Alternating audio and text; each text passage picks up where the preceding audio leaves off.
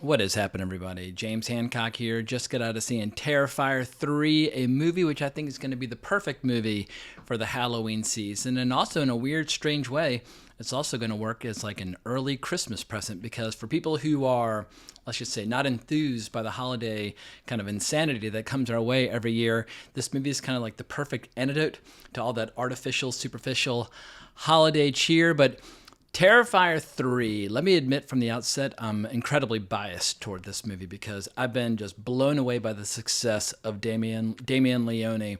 I wish the world of independent film had like 100 more people just like him because he's that rare independent filmmaker where he's invented his own character. He's not stealing Leatherface. He's not stealing Pinhead. He's not stealing Jason or Michael or Freddy or any of those characters and trying to make them his own. He's created his own character, Art the Clown, and he's earned these opportunities the old-fashioned way. And over the last 15 years, he's built up his own franchise, brick by bloody brick, through a series of shorts and feature films. And Terrifier 2, we have to keep in mind, was a relatively modestly scaled film. I think they made it for $250,000, and it ended up grossing about $15 million. And I feel like the world of independent film needs so many more filmmakers like that, where they can make low-budget movies that can play at an AMC or play at a Regal. And here we are, Terrifier 3. I'm hearing the budget for it was about $2.5 million, so this is his big break, and I really hope he'll get rewarded for his efforts. And here's the I guess the diabolical genius about the timing of the release of this movie. There's a chance, it's slim, but there's a chance that Terrifier 3 in its opening weekend might beat Joker Folie à Deux in its second weekend, because Joker Folie à Deux is collapsing and bombing so rapidly and so quickly. Who knows what the box office is going to be for its second weekend? But Terrifier 3, like, it gives us, I can't even believe that this is happening. It's like the whole world's turned upside down. All the ingredients that we wanted to see in Joker 2 are present in Terrifier 3. And obviously Art the Clown is a mime. He's not like, the clown prince of crime. And he doesn't really, like in the comics at least, the Joker ran like a criminal empire in a lot of ways, whereas Art the Clown is much more like a demon or supernatural, and he's got, all sorts of weird fantasy ingredients that you have to contend with. But he basically does the same shit. Like when he's chopping off somebody's limbs and laughing and pointing, well, actually not laughing, but is smiling because he never makes a sound. That's what makes him so fascinating.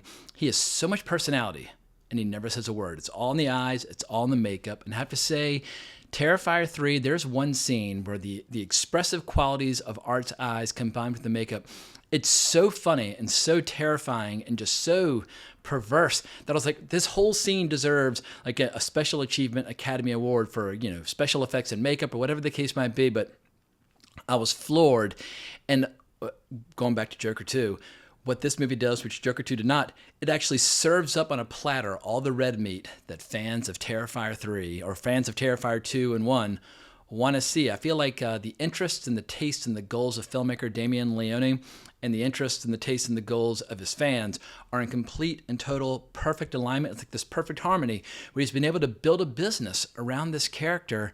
And I just love it. I'm so impressed by what he's pulled off. And what's cool is when you see a filmmaker like Damien Leone enjoying success, building a fan base, it inspires other people to follow in his footsteps because like I feel like the world needs more filmmakers and perhaps fewer content creators. And I'm saying that as a content creator, but I recognize like when I was in college, there was no such thing as YouTube. So anybody who wanted to make videos would go into filmmaking. But now I feel like there's been a little bit of a brain drain where the world of independent film has dried up because there's been such a rush of talent to other platforms. But when someone like Damien Leone comes along, who is a true unapologetic lover of the kind of horror films that we used to see on the racks of video stores where they would say things like banned in 47 countries, and at age 12 was like, oh, I guess I gotta watch that. He is making movies for that audience. But don't worry, I'm not one of those fans where I'm basically on my knees begging for the next movie, where I refuse to acknowledge or concede that these movies do have some flaws, but I'll get to that at the end of the video.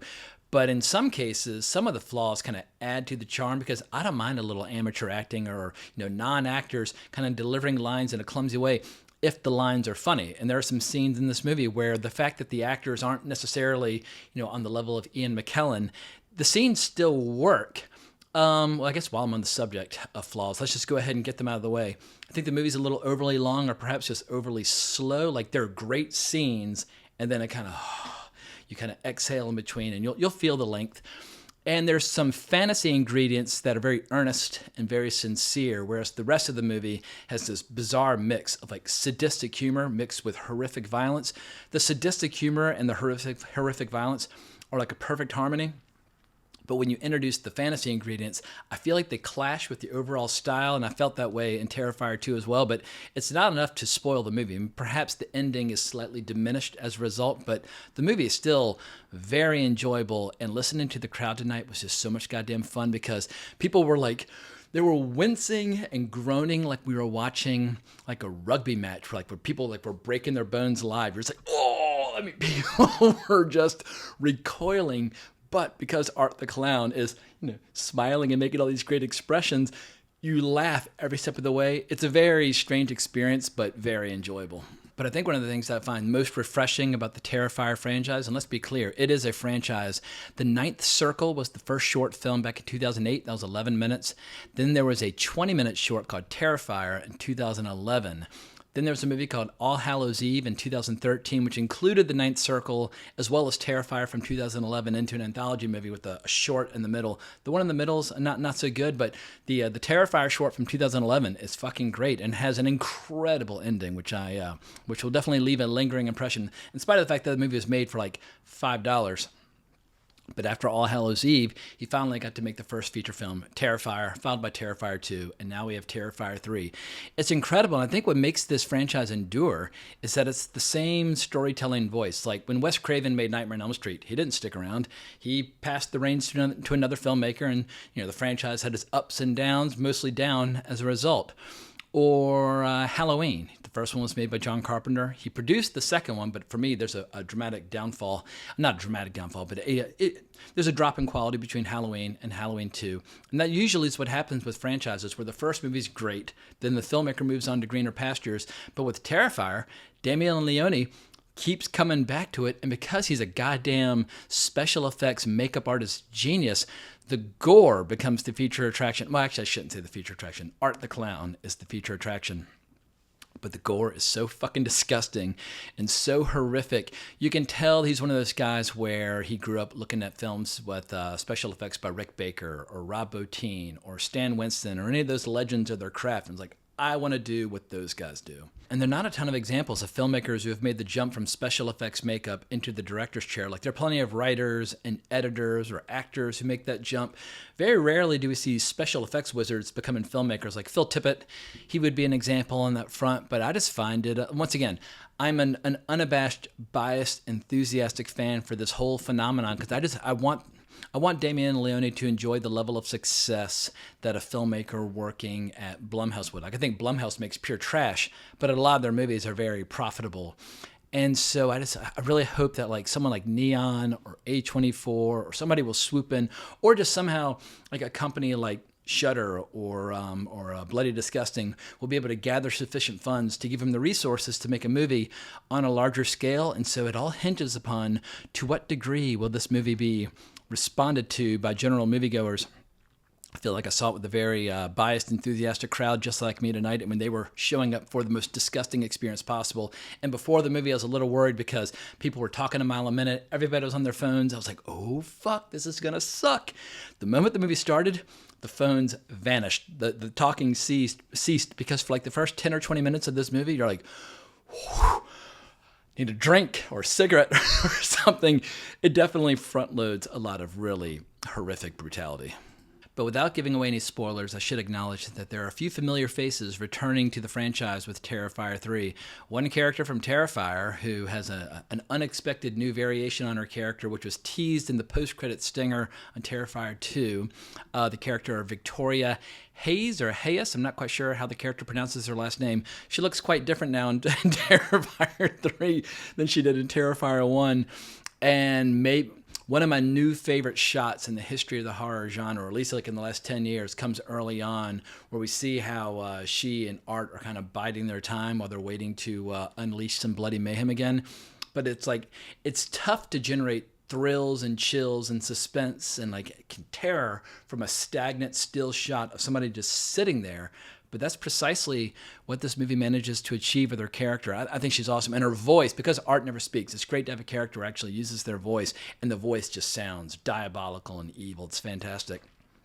But what's crazy about this movie is how it breaks so many rules with the horror genre. Like usually you think, oh, well, you need a lot of shadows and don't show the killer too much because then you'll spoil the mystery. Like let them remain kind of like, hard to see, and that we use them in small doses.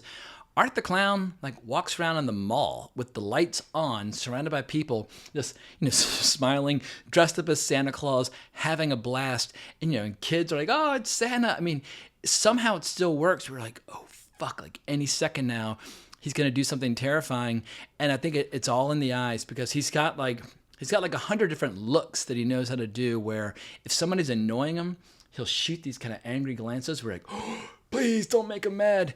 But then he just seems to be having so much fun. Like it's a Christmas movie, and at one point he meets Santa Claus, and he is so excited, and he's having so much fun. And it became my favorite scene of the movie, where he's in this bar hanging out with all these drunk idiots, bonding with Santa Claus. And there's this one person in there who's not quite buying that Art the Clown is, just a nice, happy-go-lucky clown. And anytime he says something, Art's like, shooting him these scowls, which are just brilliant. But that scene is just a masterclass. I was just having so much goddamn fun. But getting back to familiar faces from the previous movie, Lauren Lavera, who plays the character Sienna, she's back. She's definitely the star of the show. And Elliot Fullman returns as Jonathan, her little brother. And it's amazing how this movie doesn't miss a beat. It doesn't pick up right where the last one left off, but it definitely resumes with the characters' lives a few years later. And it totally works. It all comes together. Like Terrifier 1, 2, and 3 now feel like a big, complete horror trilogy, and it's incredibly satisfying seeing how these characters have some arcs, like some of these arcs end positively, and then there are characters like Victoria, played by Samantha Scafidi, where her arc ends in a slightly more gloomy, just terrifying place. I mean, her character is just absolutely fantastic, and I feel like Art the Clown's at his best when he's got somebody to interact with, or somebody who can react to his jokes, or somebody who's entertained by all of Art's antics. And so yeah, I just feel like they've become this great unofficial horror couple that just fill me with delight, and I hope they'll make 3 more of these goddamn movies. Like, I don't want to see a Terrifier movie every single Halloween, but if every couple of years Damien Leone wants to dust off this franchise, I will always be there day one, first in line. But another cool thing this movie does, which places it in stark contrast with a lot of the other competition in the horror genre out there now, it doesn't feel compelled to have some nauseating, socially positive message at the core of it. I feel like there's so many horror movies that now, where they kind of blink right at the edge of the cliff and pull back, and then try to find a way to have try to make it feel like it's good for you, like whether you want it or not. Here comes the message, like a truck backing up with in reverse, like beep beep beep. You're like, all right, now the movie's not any fun anymore because they're basically giving me homework or force feeding me some message that is just kind of completely at odds with the overall tone of the movie. Terrifier 3 does not do that. Well, like I said at the beginning, this is a movie for people who want to see the most repugnant, disgusting gore humanly possible. And in the case of one scene, which we saw in the trailer and in the movie, one scene includes a little skin. That's another thing. Horror movies used to have tons of skin in the 70s and 80s. And then in the 90s, skin kind of went away, unless you're watching one of those weird, crazy French extremity horror movies from the early 2000s. Like the French, you can always count on them to be totally perverted, as we saw recently with the movie The Substance. God bless the French when it comes to their handling of the horror genre. And Terrifier 3, I won't say it doesn't go to, I guess, to the extent that I would like when it comes to nudity, but at least comes within kissing distance of going all the way there. And the scene ends up becoming a strong contender for one of the most fucked up, gory scenes of the entire movie.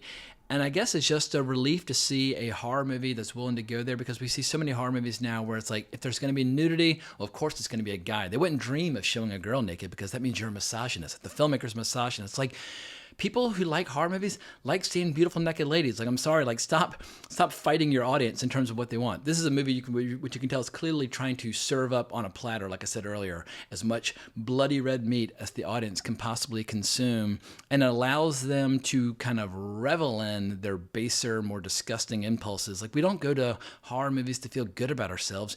We go to horror movies, like, sometimes you just want to see some really fucked up shit. And you can have incredible artistry at the core of it, like Tobe Hooper's Texas Chainsaw Massacre has incredible artistry. Roman Polanski's Rosemary's Baby has incredible artistry, but they're not designed to make you feel better about yourself or that you're a better person having experienced it. You're allowed to just go to the dark side and end in a really bleak place where the status quo is not restored. Or if the status quo is restored to some degree, people are fucking stark raving nuts or doomed to some sort of hell on earth. That is the horror genre. Like that horrible new remake, Speak No Evil, where I know everybody loves and adores James McAvoy, but the second half of that movie is a complete and total cop-out where they give you a happy ending, the status quo is restored, the bad guys lose, etc. and so forth. That's not a horror movie. That's an action movie. That's a completely different genre. With a horror movie, at the very end of the movie, people should be shrieking in terror, never to recover. Like, watch Friday the 13th, Jason coming out of the lake and dragging that girl under. It's just like, oh! I mean, when I first saw that, it just blew my goddamn mind. That's how a horror movie should end. And as I was getting prepared for Terrifier 3 last week, I went back and watched the original Terrifier short from 2011, the 20-minute version, but I watched it this time with the commentary on. And Damien Leone, he's a very charismatic dude where he's got this thick Staten Island accent, and you can tell he fucking adores the horror genre, but also just hearing how, like, what kind of ingenuity that he resorts to in order to achieve the effects, and just his whole philosophy about horror. He's a very easy to filmmaker to kind of get in his corner and root for him, especially when you see him delivering champagne for the price of beer. I mean, like George Romero with Night of the Living Dead went off into the woods and made a genuine classic with very little money. Or Wes Craven when he made Last House on the Left. They went out into the woods, made a really raw, low-budget movie, and it became a fucking horror classic. Or Sam Raimi making Evil Dead. Like, I feel like there's a great tradition of filmmakers where, with almost no money, they go off and make something that's, kind of a signature work that will withstand the test of time. And thanks to actor David Howard Thornton, I can't believe I haven't said his name yet. He was not the original Art the Clown. He's been Art the Clown since 2016. The original role was played by, Mike Gianelli. He played him from 2008 to 2013, and he's good. But I have to say, I think David Howard Thornton is a natural. I mean, he is a true, genuine, psychotic mime in the best possible way, where he knows how to do all the emotions. It's just an incredible physical performance, and I feel like in his absence, this trilogy really wouldn't be what it's become. But I think I've showered enough praise on this movie at this point. I'm rooting for it all the way. But before I go, I just want to briefly plug some of my own work. If you're excited about Halloween and like watching a lot of horror movies, earlier today I posted a 90-minute video celebrating the career of one of the great masters of the genre, David Cronenberg. So if you're an enthusiast for any of his movies, whether you're talking about his art house movies or his crime sagas or his psychoanalysis or social satires or obviously his body horror movies, give that video a look, and I will include a link to it in the description down below. But I can't thank you enough for watching this video. I hope I've encouraged some people to give Terrifier 3 a go. And if you have not seen Terrifier 1 and 2, check them out, but go with like a big, rowdy, drunken crowd to see Terrifier 3. I guarantee you will have an incredible crowd experience. That I can absolutely guarantee. But looking forward to hear what people have to say about the movie. Really looking forward to seeing how it competes next to Joker Folie à Deux when I do my box office breakdown on Sunday. But more to come on this subject in a few days' time. But thanks again for watching. I greatly appreciate it. But more importantly, as always, onwards and upwards.